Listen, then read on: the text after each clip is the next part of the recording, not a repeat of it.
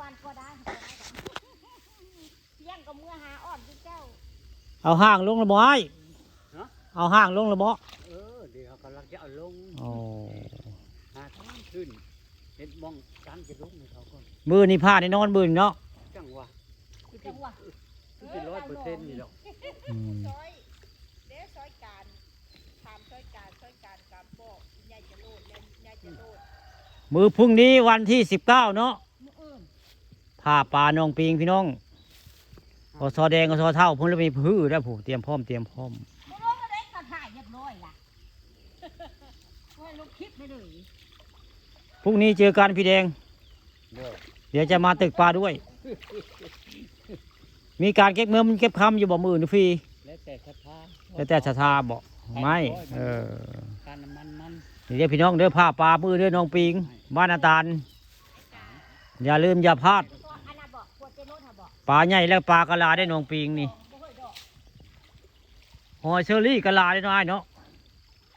พาเดียวมาฮื้อกันมากระเซกน้ำเด้อมือเด้อวันที่19น้องปิงผ้าปลา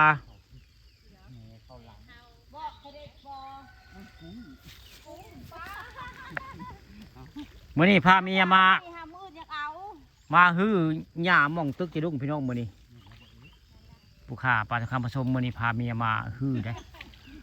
มาฮื้อมองจิตึกปลาวันที่19มื้ออื่นได้พี่แดงเพื่อนเอาห้างลงไปไว้เตรียมพร้อมมื้ออื่นในวันที่19จะมีการพาปลาน้องปิงบ้านนาตาลตำบลนาตาลได้บรรยากาศคักเบอร์หนึ่งคนหลายเด้อน้องสุดท้ายบ่ไอ้นี่น้องสุดท้ายของบ้านนาตาลนี่เนาะน้องอื่นคือสิบ่มีมื้อใดเนาะที่ไปตึกเฮ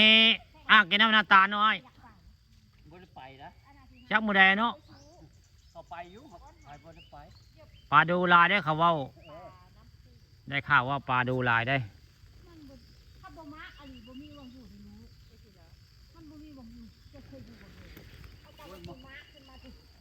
เหมาะแล้วอ้อนเลยบัดนี้เป็นกว้างคักละ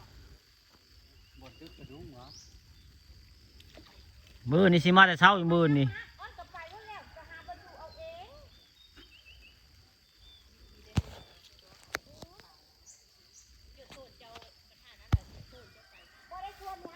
นงกะกว้างพอสมควรจะได้นงปิง